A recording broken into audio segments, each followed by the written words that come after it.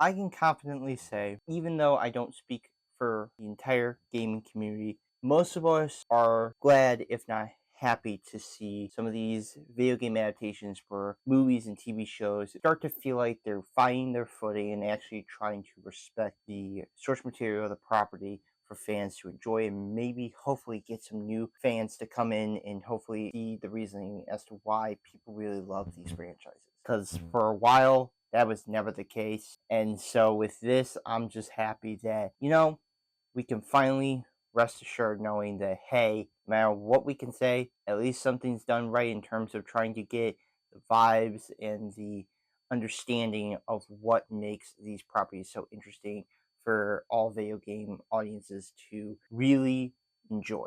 At the same time, I think we should be a little bit concerned.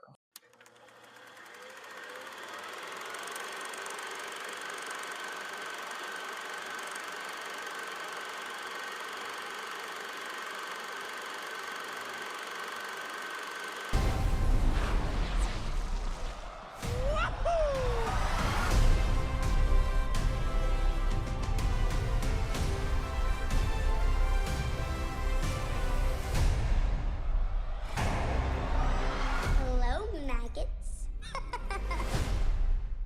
The Super Mario Galaxy movie is again directed by Aaron Horvath and Michael Jelenic, and written again by Matthew Fogel. The film stars Chris Pratt, Anya Taylor-Joy, Charlie Day, Jack Black, Keegan-Michael, Benny Safdie, Donald Glover, and Brie Larson. According to IMDb's plot synopsis, Mario ventures into space, exploring cosmic worlds and tackling galactic challenges far from the familiar Mushroom Kingdom. The Super Mario Bros. Movie, which came out in 2023, I rewatched it, and I thought it was enjoyable for what it is. It was okay. Compared to how I felt when it was released, I will say I give a little bit more respect to what Illumination was trying to do. And even if it wasn't 100% perfect, I can at least give it some respect in that way. But it was a massive success for both Universal / Illumination and Nintendo. Not only did it gross $1.36 billion, but it became the highest grossing video game film ever.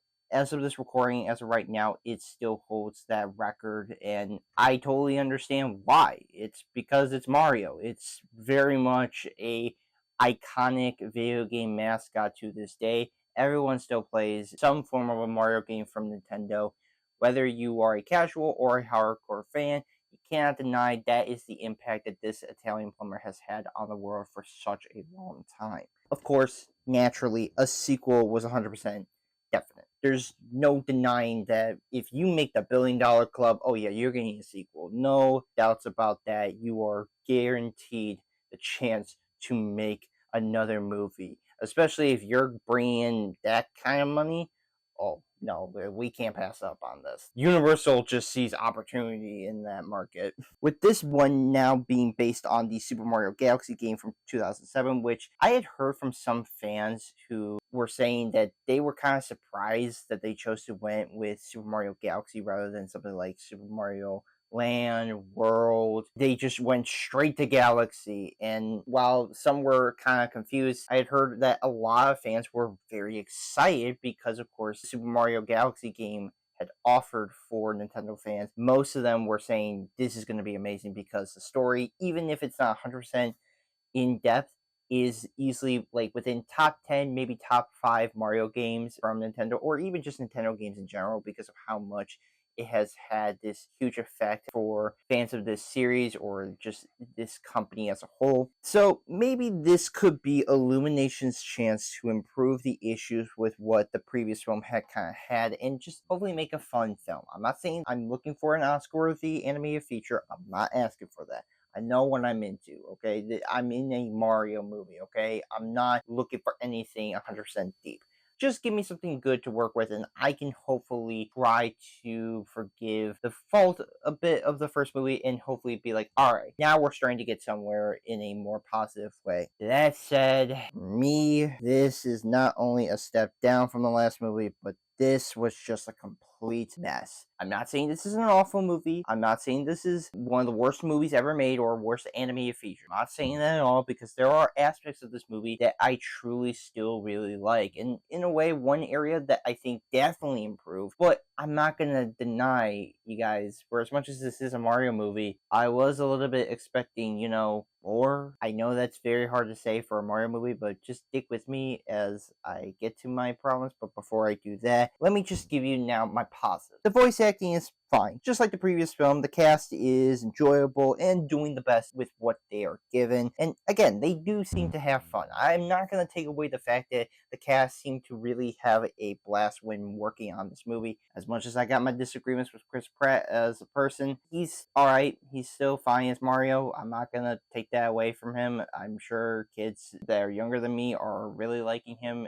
playing the Italian plumber. I'm just telling you, I think he's alright. Anya Taylor-Joy as Peach, again, decent. She's doing with what she can with this role, and I don't mind the fact that she is a tough character compared to how she is in the game version. I can see where she definitely still fits playing like this character in terms of how she looks in real life and just her voice. Again, Charlie Day, Jack Black, Keegan-Michael Key, Luigi, Bowser, Toad, they just fit those roles really well. Regardless on what I feel in terms of their characters in this movie, their voice work still lends to what I would think these characters would sound from these actors. And to me, they just still fit naturally into this movie. Benny Safdie was one that I had heard was mixed to kind of controversial. I'll give him credit. He gives it his all. He really goes for it. And you know what? I gotta respect him for that. And I'll tell you this, it was much better than his role in Happy Gilmore 2, so I'm not gonna complain. I'll give him the benefit of the doubt. He seriously did his best with what he was doing as Bowser Jr. Brie Larson as Rosalina, I think she is excellent. I think she fits that role. I still think that having Brie Larson, somebody who is an avid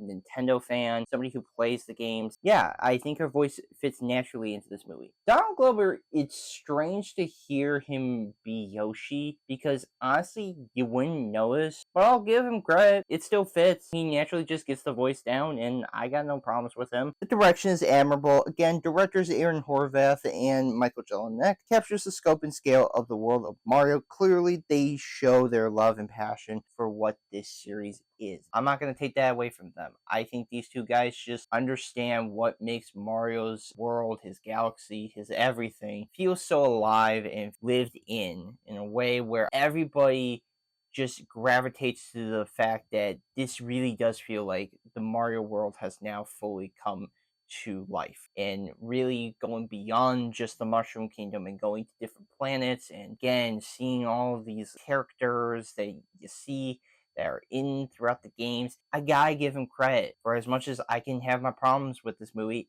I still respect the fact that they do try to really be loving and catering towards the fans who have grown up with this series. Will not take that away from them. They clearly have a keen sense of adventure when it comes to getting down with what Mario is known for. The music is solid. Again, composer Brian Tyler combines elements from the game's scores while adding new pieces to work with it.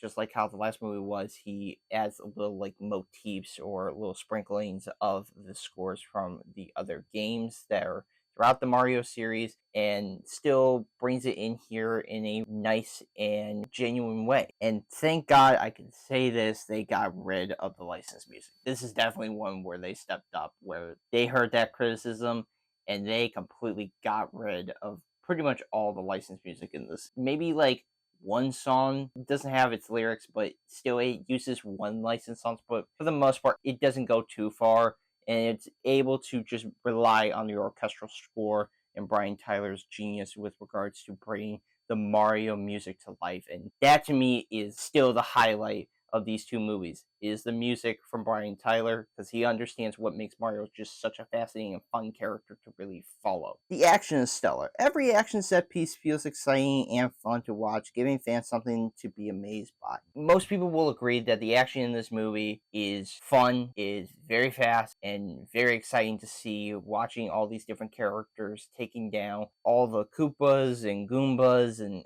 all of these characters battling each other and taking out one by one. I won't deny it's a lot of fun, especially also when they're in space, zipping through some of the planets or some of the areas in which they can go through other debris and stuff like that. It's cool. It is really well done of capturing how the galaxy world of Mario can really seem as adventurous and as exciting as it is. The animation is amazing. Again, like the first, Illumination brings everything Mario in a stunning and gorgeous way, having some truly dazzling moments throughout that are just fully realized and fully on display here. Regardless on my feelings on Illumination, I feel like Nintendo is making sure to tell them, you better not mess this up.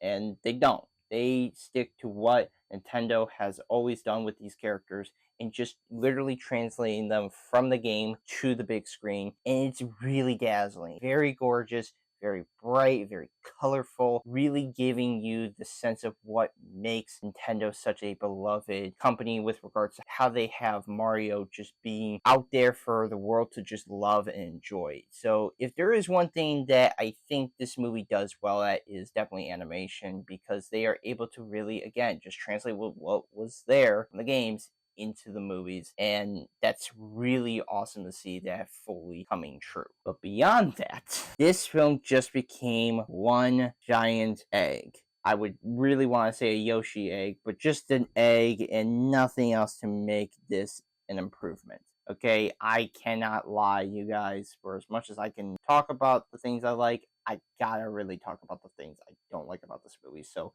here are now my negatives. The story is irrelevant. Following Mario as he travels the galaxy was nothing but mainly an Easter egg hunt. I know it's Mario, but guys, come on. Seriously, I am not asking for Oscar-worthy animated stuff. And I know I will get people to tell me that, well, Zach, this is a kids movie, or it's Mario, what did you expect? I get it, but at the same time, those are not good arguments, because you're telling me that for a franchise, a literal mascot who has his own series, you mean to tell me they can't make something, anything really good at the very least? How come Lego Movie can do something good? That's based off of literally Legos. They were able to make something so amazing out of that movie. So I don't want to hear this whole thing about it's a kids movie when the Lego Movie exists, to show that even when you have something like a product placement, it's able to tell a story that I would say is more enjoyable than this movie, because this movie does nothing but just be one giant Easter egg for every fan of Nintendo to just point at the screen for like an hour and a half and just say, I remember that. Literally, throughout this entire movie, that is what I felt when watching this entire film. They are just going to point at the screen and just constantly say, I know this, I know that, I know this, I know that, I know this, I know that, and nothing else. Because honestly, the story, most of them aren't even really going to pay attention to that other than just the eggs there throughout this entire movie. The writing is bad. Writer Matthew Fogel pens another script that's just as unfunny and empty, just like the previous movie, leaving much to just be desired. I don't know what it is, but the humor in this movie just doesn't come across as funny. I'm sorry, it really isn't. And when it comes to dialogue, characters are just saying shit every like few minutes, but otherwise it doesn't really care. I don't even think Mario hardly speaks in this movie compared to Yoshi. I feel like Yoshi gets more lines than Mario does. But the writing in this movie just really confirms to me that the scripts for these films, for like Illumination in general, they're just not good. And I just think they need to be better than this, because to me, this is just really embarrassing, because I just don't find in this movie to be awesome to hear the characters talk, nor hear a joke, because all of it just comes off as being flat and just uninspired. The pacing and runtime is uneven. While the first half was decent, and I won't deny it was well handled, the rest feels like a sugar rush. It's almost like somebody gave you like a packet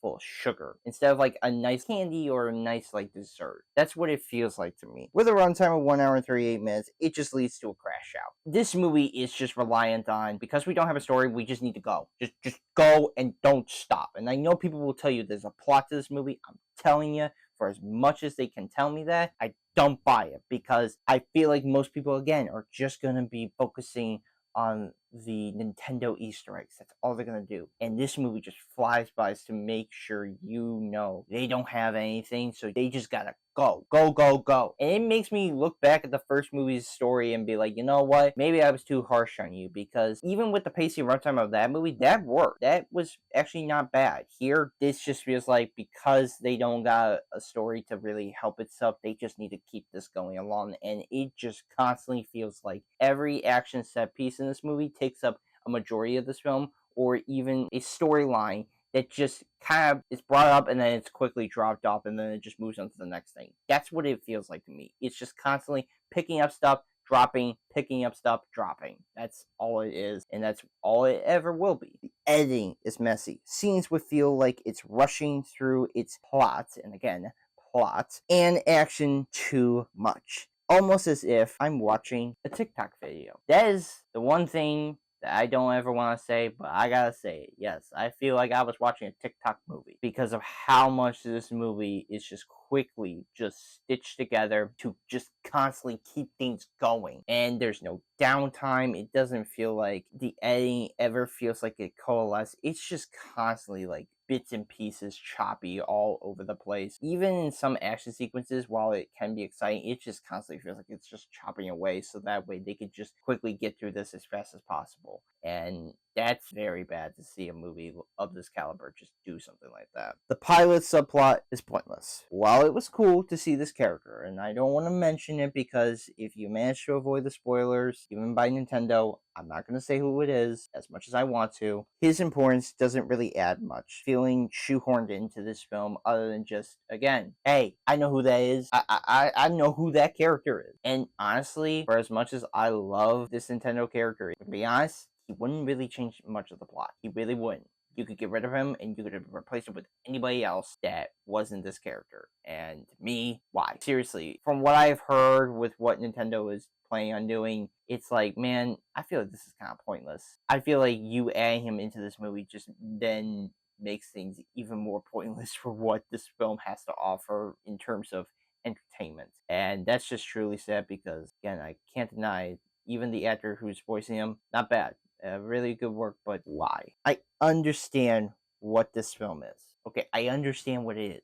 But the Super Mario Galaxy movie is more like a bag of sugar than a nice treat. That's what it is. It's just a bag of sugar, you guys. That's all it is, and that's all it will ever be. It's just constant sugar rush. And it's just giving you constant dopamine to keep you awake. With sacrificing storytelling and writing for just Easter egg hunt, that to me is just wrong.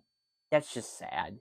Like, come on. That is so pathetic to see them really steep this low just so that way Nintendo could be like, hey, can you just push our stuff in there so that way we know how good we are as a company? Even though I thought most video gamers are kind of usually not always happy with Nintendo, or usually sometimes pissed off at them. So why are they acting like they're the goody goodies all of a sudden? For fans, they'll probably love it. I'm sure they will. I have a buddy who really loves Nintendo stuff and was really enjoying this movie. And you know what? Props to them. I'm glad you can like it. But for more casual viewers, it's just exhausting. Like watching this movie, I just felt kind of like really tired by the end of it. I was like, wow, this was too much, man. I know that shouldn't be the case, but that's what it feels like. It's just so much for a movie that should have just focused on what it was. Instead, just went all in and became too much and was just so exhausting to see it play out this way. Maybe Nintendo fans are happy with it, but again, I've seen Nintendo fans say, no, this movie wasn't really all that great, and I tried to prioritize story too, and I know what I was walking into, so yeah, it's just kind of disappointing to see Illumination just doing what they do best, and just also letting Nintendo walk all over them and tell them, hey, you need to push our stuff, otherwise we're going to be very unhappy by this. I'm going to give the Super Mario Galaxy movie a 5 out of 10. It's average, it's fine. It's not a terrible movie by any means. It's not the worst animated feature ever. It's just that for what I'm asking for and what even some of the Nintendo fans who are talking about this movie and talking about their issues with it, I'm not asking for much. If fans are telling you that there's some issues with this movie and the only thing to come back from this is saying, well, it's a kids movie. It's Mario. What are you expecting? Stop. Please just stop, because I'm just tired of hearing that as an excuse rather than actually taking that criticism and learning to improve upon it. Because if they make a third movie, and they will, if they choose to go down this route, what's the point of being excited? At that point, I would just say I would rather watch the Sonic movies. The Sonic movies are doing a lot better than what these movies are. So I will be soon doing a review for Mortal Kombat 2021. So yes, look forward to that review and other reviews coming soon.